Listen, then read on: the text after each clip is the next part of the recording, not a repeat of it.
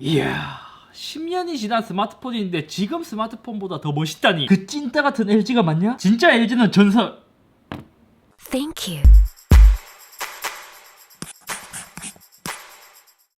안녕하세요, 이쏘입니다. 오늘은 어쩌다 진짜 LG는 진짜 전설이다 라고 하는 LG의 명품 프라다폰 3.0 미개봉을 구했습니다. LG전자의 프라다폰을 짧게 이야기하자면 2007년 처음으로 LG와 프라다가 합작한 프라다폰이 출시되었습니다. 출시되자마자 이때도 엄청난 관심이었는데 이때의 문제점이 뭐냐면 그때 내수와 비내수와의 스펙 차이가 좀 심했거든요. 그러니까 국내파는 스펙을 좀 다운시켜서 출시를 한 게 아쉬웠었죠. 그리고 2009년 피처폰의 전성기이자 최고치를 달릴 때 프라다폰 2가 출시되었습니다. 또 재미있는 게 LG의 그 프라다 링크라는 워치까지 함께 같이 출시를 했어요. 그리고 2011년 처음으로 스마트폰, 그러니까 프라다폰에 안드로이드를 처음 넣은 프라다폰 3.0을 출시했습니다. 그리고 이후 프라다폰은 점점 역사 속으로 사라졌죠. Thank you. 지금으로 치자면 삼성의 갤럭시 Z 플립 톰 브라운 에디션이 이런 이제 프라다폰 같은 느낌이 들기도 하는데, 사실 톰 브라운은 일시적으로 한번 나온 거고 얘는 프라다폰을 시리즈로 출시를 하면서 인지도는 솔직히 프라다폰이 더 유명했습니다. 이게 출시되었을 때는 제가 아마 그 당시에 급식 때였던 거, 급식보다는 이제 학식을 먹었을 때였는데 저한테는 너무 비싸서 구입할 수 없었던 폰이에요. 하지만 이번에 기회가 좋게 번개장터를 뒤지다 보니까 미개봉이 있어서 10만원대로 구해왔습니다. 어떻게 보면 비싸 보이는 가격일 수도 있지만 미개봉으로 지금 유지하고 있다는 것 자체가 구독자분들께 보여드릴 수만 있다면 저는 이 정도는 과감히 투자할 수 있다고 생각했어요. 지금 보면 프라다 에디션이긴 한데 그냥 LG전자의 핸드폰 박스처럼 생겼습니다. T 로고가 박혀있죠. 저는 KT 통신사를 사용하고 있는데 어떻게 구하는 기기마다 SK 기기밖에 없더라고요. 제조는 2013년 12월에 제조가 되었습니다. 아마 이 당시 핸드폰 공장은 구미에 있었을 거예요. 거기서 이제 제조가 된 거고, 사실 출시 시기에 비해서는 제조 연월이 2013년인 것을 보면 꽤 오랫동안 생산을 해온 것으로 추정됩니다. 색상은 블랙에 표준형 배터리 2개. 요즘 콜라보 같은 경우 삼성은 톰 브라운 에디션을 이렇게 포장도 멋스럽게 표현을 하지만 아이폰이 점점 유명해지면서 이제 아이폰을 닮은 이제 패키징으로 바뀌었지, 이때는 그냥 뭐 크게 의미 없는 박스 패키징으로 되어 있었습니다. 확실하게 여기 미개봉의 표시가 되어 있죠. 지금 이거는 칼로 뜯으면 안 돼요. 왜냐, 제가 LG 제품 언박싱에서 많이 보여드렸던 것처럼 이게 지금 장갑을 껴서 잘 안 되니까 봐요. 이렇게 이렇게 뜯기면 안 되는데. 원래 지금 여기 은색 조금 이제 글씨가 보일 수도 있는데 LG의 봉인 라벨은 한번 뜯게 되면 보이드라는 글자가 새겨지면서 개봉과 미개봉을 쉽게 구분할 수 있었습니다. 죽이는데? 이야. 와, 겉포장은 그냥 이랬는데 LG폰이 아니라 프라다의 명품을 개봉하는 듯한 느낌을 주고 있습니다. 프라다의 상징인 사피아노 원단을 고급스럽게 잘 표현을 해놨어요. 와, 박스가 멋있는데요. 와, 이거는 지금 이것만 봐서는 요즘 나오는 스마트폰과 비교했을 때 되게 고급스럽게 포장이 되어 있습니다. 프라다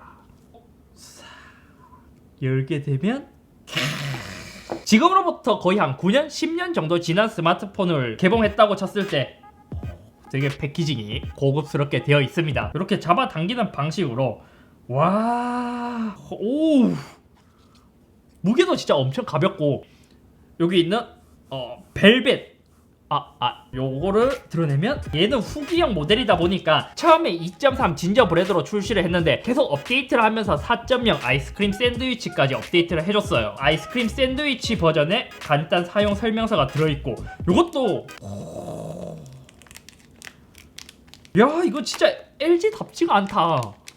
와, 갑자기 추억이 떠오르는 게 요즘은 진짜 간단 설명서라고 하면은 거의 한두 장 내외에 진짜 간단한데 가이드북 수준으로 이렇게 되어 있었습니다. 그리고 내부 구성품은 여기 지금 스마트폰과 비슷한 충전기가 하나 들어있고 마이크로 오핀 케이블, 아까 봤던 표준형 배터리 2개. 제품을 켜려면 하나는 뜯어야 되니까 아깝지만 하나는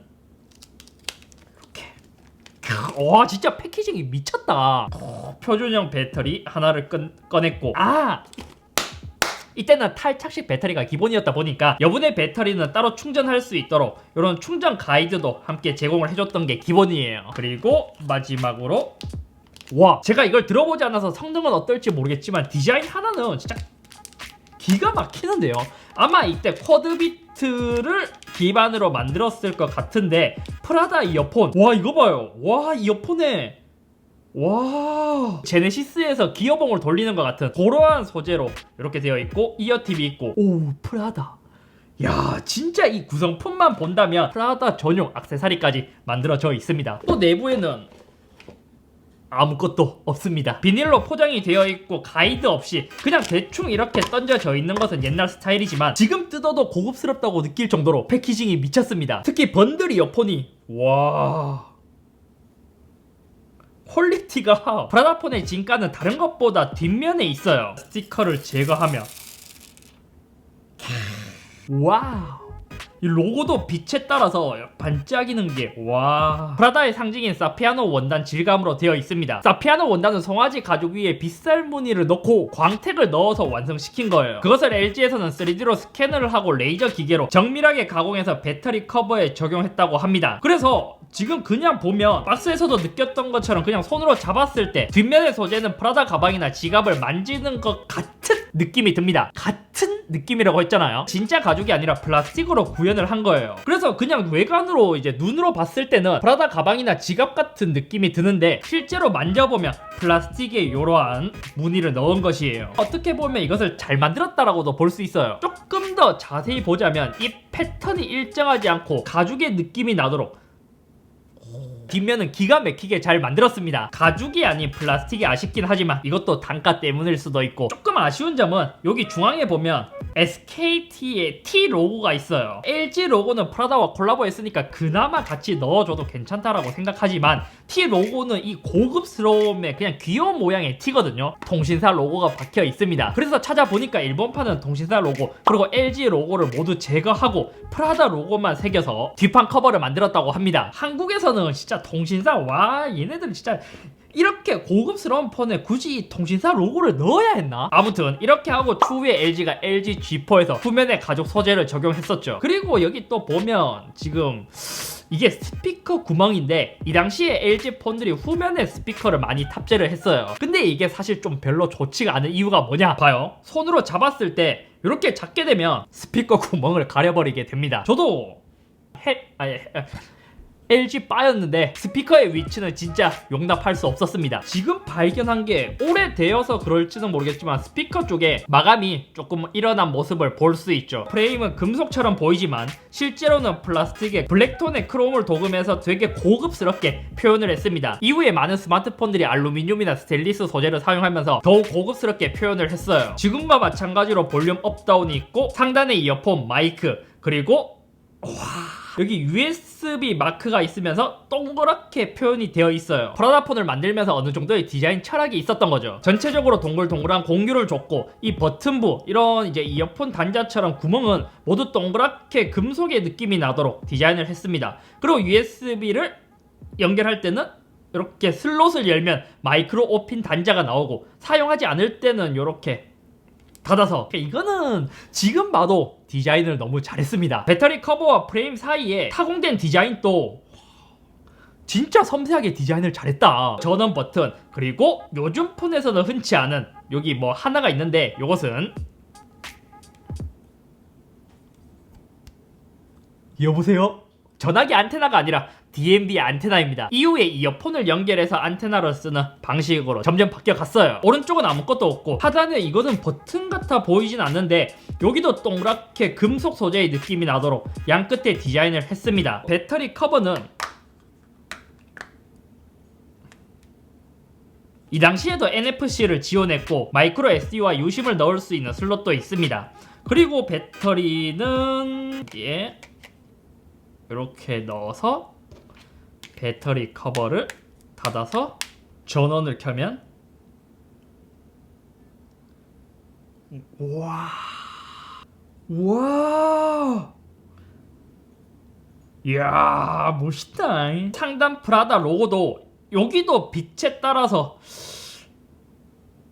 로고가 조금씩 다르게 보입니다. 전면 카메라, 조도 근접 센서는 왼쪽에 있고 또 하단에는 지금의 멀티태스킹, 홈, 이전 버튼이 있어요. 요것도 쓸 때만 불이 들어오도록 요렇게 프라다 감성 미쳤다. 와, 이 당시에 안드로이드 설정 이렇게 할 수 있고 이거 진짜 오랜만이네. 이때는 설정하는 것도 되게 간단했는데 요즘에는 진짜 많아서 초기 설정도 꽤 과정이 많아졌습니다. 얘는 프라다 전용 UI를 적용하면서 진짜 멋있게 되어 있습니다. 솔직히 저는 전면 디자인은 이 당시에 가장 마음에 드는 스마트폰이었다고 생각하는데 프라다 3.0이 출시되었을 때는 갤럭시 S2가 출시되고 갤럭시 S3가 출시되기 딱 중간에 출시가 되었던 스마트폰이에요. 그 당시에는 이러한 베젤은 기본이었기 때문에 이 정도는 아무것도 아니고 지금 보면 베젤이 조금 두꺼워 보일 수도 있지만 LG가 추구하는 프라다폰의 디자인 철학이 있었기 때문에 디자인적인 완성도는 굉장히 잘 만들었다고 생각됩니다. 지금 이게 만약 다시 출시를 한다면 옆면 프레임은 알루미늄 이나 스테인리스를 쓰고 후면에는 실제 프라다 가죽 소재를 적용하고 그리고 베젤리스 펀치홀로 출시를 한다면 지금 새롭게 출시해도 굉장히 예쁠 것 같아요. 물방울 놓지 말고 펀치홀로요. 디스플레이는 4.3인치 800x480이고 오우 퀵 메모. 와, LG가 이때 그 옵티머스 뷰인가 이런 걸 출시하면서 퀵 메모도 있었거든요. 화면을 바로 스크린에서 바로 쓸 수 있는 요것도 진짜 좋았는데 완전 추억 돋습니다. 아무튼 얘가 그냥 단순히 콜라보를 한 게 아니라 이 프라다 폰을 전용으로 만들었기 때문에 UI 이것도 진짜 깔끔하게 지금 잘 만들어져 있어요. 지금 앱으로 들어가 보면 로딩 중인데 와, 많은 앱들이 프라다에 맞춰서 디자인이 되어 있습니다. 조금 과장을 하자면 지금 나오는 LG 폰들도 많이 발전을 했지만 아이콘은 솔직히 저는 너무 촌스럽다고 생각하거든요. 근데 그거에 비해서 프라다는 진짜 이거 너무 디자인을 진짜 너무 잘했어요. 다만 이제 기본 앱이 아닌 경우에는 이렇게 다르게 표현이 되고 있습니다. 이거 보면 이거 다 이거 다 통신사 앱이거든요. 이걸 보면 통신사가 아닌 자급제로 사야 하는 그런 이유가 될 수도 있죠. 자급제로 사면 이러한 게 하나도 없는데 우리나라는 통신사가 너무해서 기본 앱이 진짜 너무 많아요. 아무튼 좀 극혐일 정도로 많고 메시지도 가로 모드도 지원을 하고 전면은 보면 볼수록 프레임이 디스플레이를 감싸고 있는 것처럼 와 진짜 디자인이 미쳤다. 그러니까 소프트웨어랑 하드웨어 디자인의 요 일체감이 너무 좋아요. 설정으로 갔을 때는 와 이런 디테일 요즘 LG 스마트폰에서 볼 수 없는 이러한 디테일. 그러니까 버튼을 동그랗게 금속 소재를 놔도록 해놨는데 내부 소프트웨어도 이렇게 켜고 끌 수 있도록 이러한 디자인으로 잘 만들어 놨습니다. 램은 LPDDR2 1기가가 적용되었고 저장 공간은 16GB입니다. 와. 지금 봤어요? 앱을 실행시키고 종료할 때 애니메이션도 야, 지금은 조금 느리게 다가올 수도 있지만 이때 LG 스마트폰 지금 생각해도 너무 잘 만들었는데요. 그리고 카메라 같은 경우에도 자, 요거는 약간 좀 구글 순정 같은 느낌이 드는데 크게 디자인이 예쁘다고 생각되지는 않지만 뭐야 이건? 김치 김치 좀 줄래? 전면 카메라는 130만에 후면은 800만을 적용했어요. 기본 앱에서도 이러한 디테일. 이야, 이거는 극혐. 진짜 너무 잘 만들어졌습니다. 하지만 이 당시에 프라다폰 3.0이 많이 팔리진 않았어요. 갤럭시 S2와 S3 사이 정도에 출시를 했잖아요. 그때 대부분의 스마트폰들이 듀얼코어의 1.5GHz의 프로세서를 사용했지만 프라다폰은 오맵의 4430 1GHz 듀얼코어를 사용했습니다. 그리고 LT가 슬슬 지원되기 시작하던 차에 3G폰의 끝물이었기도 해요. 약간 벨벳과 프라다를 보면 데자뷰 같은 느낌이. Thank you. 아니 솔직히 디자인이나 UI의 완성도는 프라다폰이 당시 치고는 현재의 벨벳보다 더 낫다고 생각합니다. 블루투스는 3.0, 배터리는 1500mAh를 탑재했어요. 그래도 이 당시에는 LG전자가 스마트폰으로 꽤 잘 나갔던 시절입니다. 한때 펜텍이 가성비로 밀어붙이면서 LG를 제치고 삼성 밑에 있는 2위였기도 하지만 이후 LG가 삼성을 제치진 못하지만 삼성 바로 밑에 펜텍을 꺾고 2위의 자리까지 가기도 했었죠. 특히 제가 LG G2의 그 OIS 광학식 손떨림을 처음 넣은 걸 보고 반해서 바로 샀었죠. 저는 이때 L빨아서 삼성폰보다 LG폰을 훨씬 더 좋아했습니다. 더군다나 제가 친구를 꼬드겨서 지금까지도 LG폰을 계속 쓴 그러니까 G2, G5, V30까지 쓴 친구가 있어요. 제가 꼬드겼습니다. 이 프라다 폰을 다시 보니까 지금의 LG와는 많이 다른 것처럼 보입니다. 이 당시를 생각했을 때는 진짜 퀄리티 완성도가 너무 좋았던 스마트폰이고, 물론 뭐 최적화나 스펙이 다른 경쟁 모델에 비해서 낮기는 하지만 디자인적인 퀄리티는 벨벳보다 훨씬 마음에 드는 것 같아요. 아무튼 오늘은 여기까지며, 추후 LG가 스마트폰으로 다시 일어서서 삼성이 갤럭시 Z 플립 톰 브라움으로 세계적인 인기를 몰이를 한 것처럼 LG도 프라다나 뭐 다른 명품 브랜드와 함께 이런 프라다 폰을 한번 다시 보여줬으면 좋겠습니다. 삼성도 예전에 LG의 프라다를 보고 알만이랑 같이 하기도 했었는데 솔직히 프라다 폰을 이길 수는 없었지. 요 아이콘도 되게 아이콘도 엄청 신경을 쓴 것 같고, 여기 뒤에 프라다 요 질감,